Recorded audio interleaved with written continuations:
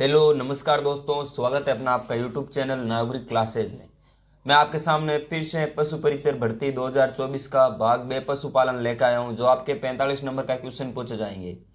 तो आप देख लो 45 में से कितनी क्वेश्चन 30 से, यदि आप 45 में से 30 क्वेश्चनों का जवाब दें तो आपकी तैयारी बिल्कुल सही तरीके से हो रही है। तो आज का पहला वेरी इंपॉर्टेंट क्वेश्चनों पर चर्चा करते हैं। डेली क्लास हो रही है, यदि आप चैनल के साथ नए हो तो चैनल को सब्सक्राइब जरूर कर लेना। और आज से मैं डेली आपके सामने कोई भी, जैसे घोड़ा है तो घोड़े की संपूर्ण नस्ल आपको ट्रिक के बारे में बताऊंगा, ऐसे ही ऊंट, बकरी, भैंस, भेड़, सुअर सभी के बारे में मैं डेली ट्रिक के साथ क्लास लेकर आऊंगा। तो आप डेली ज्वाइन करें और चैनल को सब्सक्राइब जरूर करें। आज का पहला वेरी इंपॉर्टेंट क्वेश्चन है, सर्वोत्तम गलीचा नस्ल की भेड़ मानी जाती है। वेरी वेरी इंपॉर्टेंट क्वेश्चन है। Chokla, Marwari, Malpura, merino. Right answer होता है सर्वोत्तम गलीचा नस्ल वाली भेड़ चोकला है, जिसे भारत की मेरिनो कहा जाता है और राजस्थान की भी मेरिनो कहा जाता है।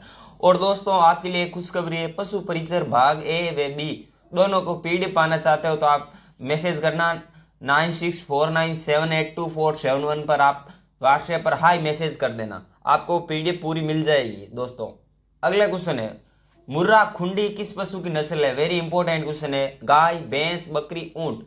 तो राइट आंसर दोस्तों भैंस हो जाएगा। भैंस एक मुर्रा मुर्रा की नस्ल, मुर्रा भैंस की नस्ल है, जिसे खुंडी भी कहा जाता है, जो सर्वाधिक दूध देने वाली नस्ल है।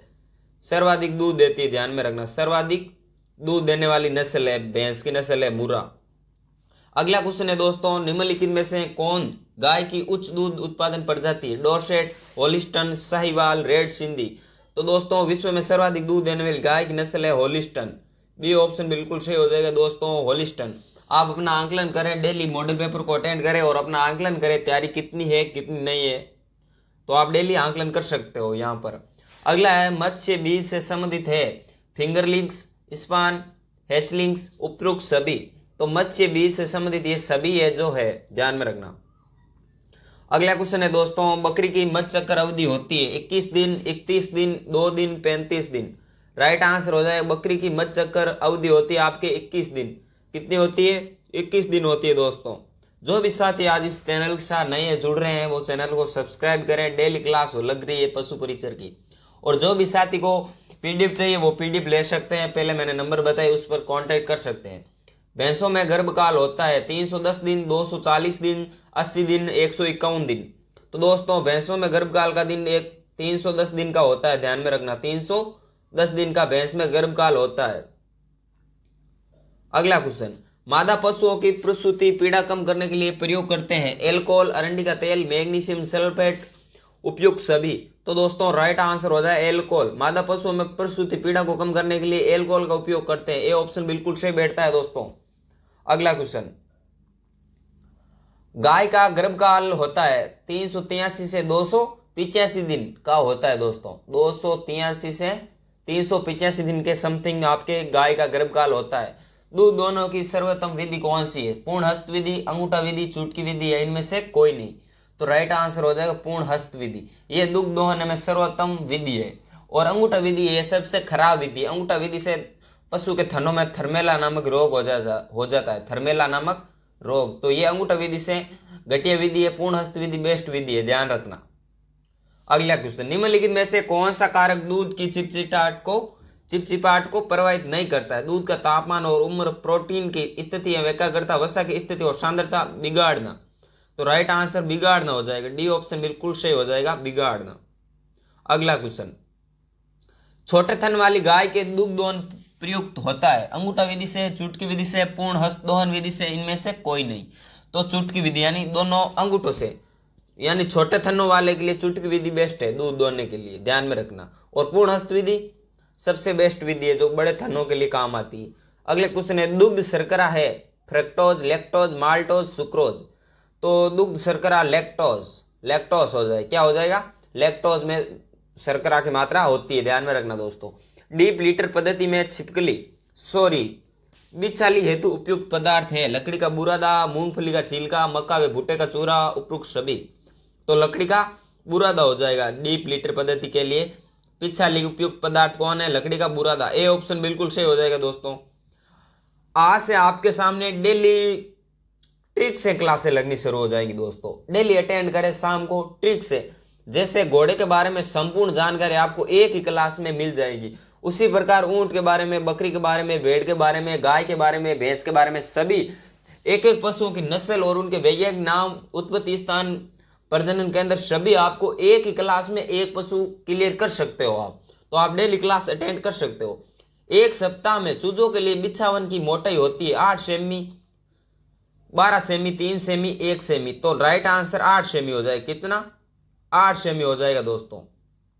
अगला क्वेश्चन, मुर्गी फार्म में प्रत्येक मुर्गी के लिए कम से कम आवश्यक स्थान होता है, कितना होता है? 2.5 से 3 वर्ग फीट। बी ऑप्शन बिल्कुल सही हो जाएगा। 2.5 से 3 वर्ग फीट होना अनिवार्य है दोस्तों।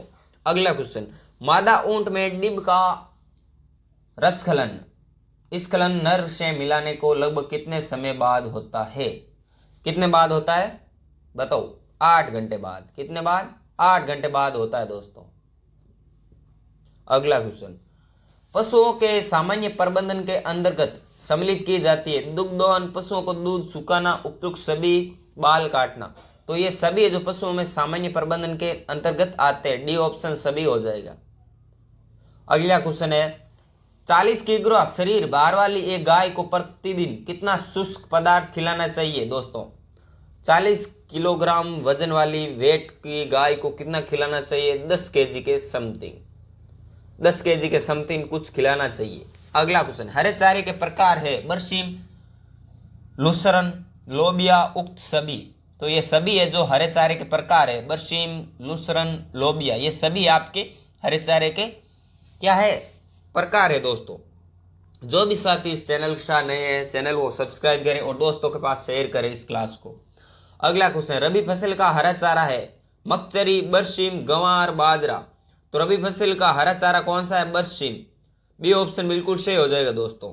अगला क्वेश्चन, पशु आहार के आवश्यक तत्व है प्रोटीन, वसा, विटामिन, उपरोक्त सभी। ये सभी पशु के अनावश्यक आवश्यक क्या है? पशु आहार है। 21-22 नंबर क्वेश्चन, पेट साफ करने हेतु बड़े पशुओं को अरंडी की तेल की मात्रा दी जाती है 600 से 1200 मिली, 50 से 150 मिली, 25 मिली, 30 से 50 मिली, 200 से 300 मिली। तो पेट साफ करने के लिए पशुओं को अरंडी का तेल 600 से 1200 मिली देना चाहिए दोस्तों।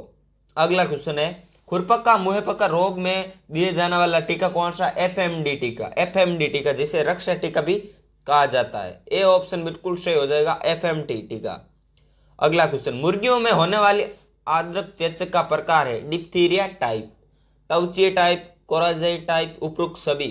तो डिप्थीरिया टाइप हो जाएगी। मुर्गियों में होने वाला आद्र चेचक का प्रकार है डिप्थीरिया टाइप। अगला क्वेश्चन है, एक बीमारी एक रोगी पशु के दूसरे स्वस्थ पशु में फैल गई, वे क्या है? संक्रामक रोग, सैंक्रिक रोग, परजीवी रोग, न्यूनता रोग। तो राइट आंसर हो जाएगा सैंक्रिक रोग। सैंक्रिक रोग, बी ऑप्शन बिल्कुल सही हो जाएगा दोस्तों। तो दोस्तों आज के लिए इतना ही काफी, मिलते हैं अगली क्लास में, तब तक धन्यवाद। आप चैनल को जरूर सब्सक्राइब करें और यदि आप डेली आज से घोड़े, ऊंट सभी की ट्रिक से क्लास लगने वाली है, आज शाम को ट्रिक से क्लास लगने वाली है, ट्रिक से क्लास देखने को आपको मिलेंगी, तो आप साथ ही जरूर ज्वाइन करें। सभी धन्यवाद।